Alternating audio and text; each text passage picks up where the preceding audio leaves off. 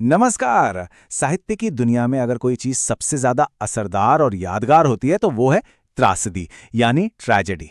आज हम इसी गहरी और जटिल विधा की एक एक परत को खोलेंगे और ये समझेंगे कि आखिर ये दुख भरी कहानियां हमें आज भी अपनी तरफ खींचती क्यों हैं। तो चलिए इस सफर की शुरुआत करते हैं। अक्सर ऐसा होता है ना कि हम किसी भी बुरी घटना के लिए ट्रेजेडी शब्द का इस्तेमाल कर लेते हैं, लेकिन क्या साहित्य में भी इसका मतलब यही होता है?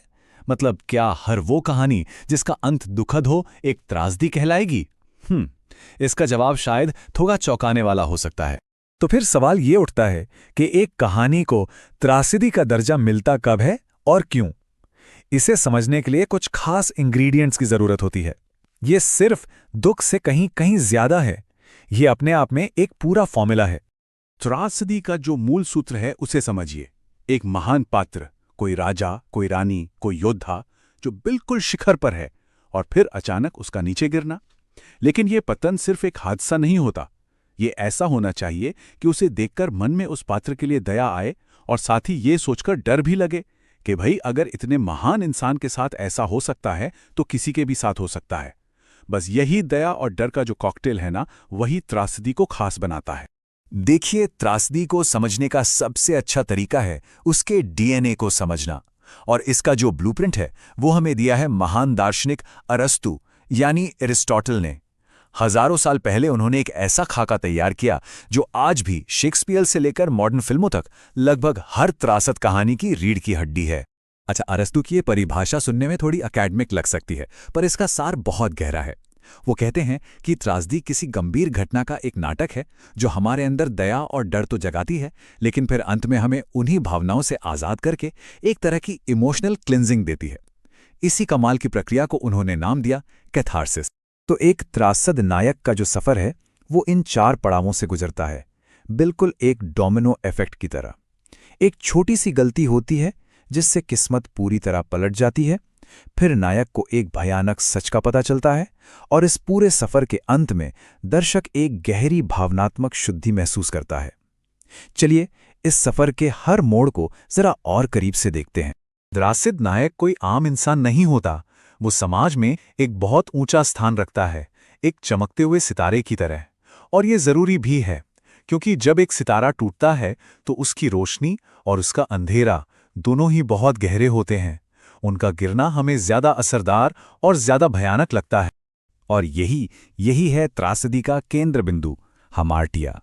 ये नायक की कोई चारित्रिक कमी या फिर एक ऐसी घातक भूल है जो उसके विनाश का बीज बो देती है। मतलब त्रासदी का असली विलन कोई बाहरी ताकत नहीं, बल्कि नायक के अंदर ही कहीं छिपा होता है। इसे 2 बेहतरीन उदाहरणों से समझते हैं। मैकबेथ की हद से ज्यादा महत्वाकांक्षा उसका हेमाटिया है। यही उसे राजा तो बनाती है, पर इसी के कारण उसका अंत भी होता है। वहीं दूसरी तरफ हैमलेट है, जो सही गलत की सोच में इतना उलझ जाता है कि कोई फैसला ही नहीं कर पाता, और उसका यही अनिर्णय उसकी त्रासदी की वजह बनता है। ये वो पल है जब कहानी में सब कुछ 180 डिग्री घूम जाता है। नायक की किस्मत अचानक अच्छी से बुरी हो जाती है। आप कह सकते हैं कि ये वो पॉइंट ऑफ नो रिटर्न है, जिसके बाद नायक के लिए वापसी का कोई रास्ता नहीं बचता। ये त्रासदी का शायद सबसे दिल दहलाने वाला पल होता है, जब नायक को अचानक यह एहसास होता है कि उसकी तबाही का कारण कोई और नहीं, बल्कि वो खुद या उसकी अपनी ही कोई भूल है।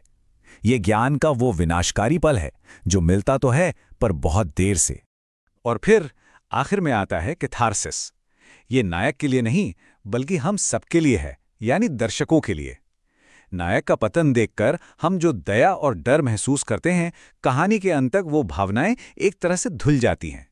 जैसे एक तूफान के बाद सब कुछ साफ हो जाता है ना, बिल्कुल वैसे ही हमें एक गहरी भावनात्मक राहत और संतुष्टि मिलती है। लेकिन रुकिए, कहानी यहीं खत्म नहीं होती। जैसे जैसे समय बदला, त्रासदी का चेहरा भी बदला है। अरस्तु का वो डीएनए तो वहीं रहा, पर अलग अलग दौर के लेखकों ने उसे अपने समाज के हिसाब से नया रूप दिया। आइए देखते हैं इसका एवोल्यूशन कैसे हुआ। शुरुआत करते हैं सबसे पुराने यानी ग्रीक त्रासदी से। यहाँ इंसान जो था वो भाग्य और देवताओं के आगे बेबस था, बस एक कठपुतली। नायक चाहे जितनी भी कोशिश कर ले, जो किस्मत की किताब में लिख दिया गया है वो तो होकर ही रहेगा। यहाँ त्रासदी का कारण इंसान के अंदर नहीं, बल्कि ऊपर आसमान में तय होता था। फिर आया शेक्सपियर का दौर, और उन्होंने तो जैसे खेल ही बदल दिया। उन्होंने त्रासदी का कैमरा बाहरी दुनिया से घुमाकर सीधा इंसान के मन के अंदर लगा दिया। यहाँ नायक का पतन देवताओं की मर्जी से नहीं, बल्कि उसकी अपनी किसी कमी, उसके अपने हमार्टिया की वजह से होता है। त्रासदी अब ज्यादा पर्सनल और मनोवैज्ञानिक बन चुकी। और फिर आती है आधुनिक त्रासदी। यहां राजाओं और योद्धाओं की जगह एक आम इंसान ने ले ली। अब एक सेल्समैन जो अमेरिकन ड्रीम के दबाव में पिस रहा है, वो एक त्रासद नायक बन सकता है। यहां त्रासदी का कारण समाज की उम्मीदें, सिस्टम का दबाव या हमारी अपनी छोटी छोटी नाकामियां बन जाती हैं। ये दिखाता है कि त्रासदी सिर्फ महलों तक सीमित नहीं, वो हमारे आपके जीवन में भी हो सकती है। तो अब सवाल ये उठता है कि हम ऐसी दुखद कहानियां क्यों पढ़ते या देखते हैं? आखिर इस सब दुख और विनाश का मकसद क्या है? त्रासदी को समझने का एक और तरीका है उसे उसके बिल्कुल ऑपोजिट यानी कॉमेडी से तौलकर देखना। जहां कॉमेडी हमें हंसाकर दुनिया की परेशानियों को कुछ देर के लिए भुला देती है और उसका अंत सब कुछ ठीक हो गया पर होता है, वहीं त्रासदी हमें रुलाकर दुनिया की कड़वी सच्चाइयों का सामना करवाती है। एक का मकसद मनोरंजन है तो दूसरे का मकसद कैथारसिस यानी गहरी भावशुद्धि। तो असल में त्रासदी का मकसद सिर्फ रुलाना नहीं है। इसका उद्देश्य हमें जीवन की कड़वी सच्चाइयों का आईना दिखाना है, हमें हमारी अपनी कमजोरियों के बारे में सोचने पर मजबूर करना है और अंत में हमें शायद एक बेहतर और ज्यादा समझदार इंसान बनाना है। ये मनोरंजन से कहीं बढ़कर एक गहरा नैतिक और दार्शनिक अनुभव है। अंत में हम ये कह सकते हैं कि त्रासदी एक अंधेरी सुरंग की तरह है। हो सकता है कि उसके अंत में रोशनी न हो, लेकिन उस सुरंग से गुजरकर हमें इंसान होने के मतलब की एक गहरी समझ जरूर मिलती है। तो अगली बार जब कोई त्रासद कहानी पढ़ें या देखें तो सिर्फ उसके दुखद अंत पर ही मत रुक जाइएगा। जरा सोचिएगा, मैकबेथ की महत्वाकांक्षा या हैमलेट का अनिर्णय, क्या इसका कोई छोटा सा अंश हमारे अंदर भी कहीं छिपा है?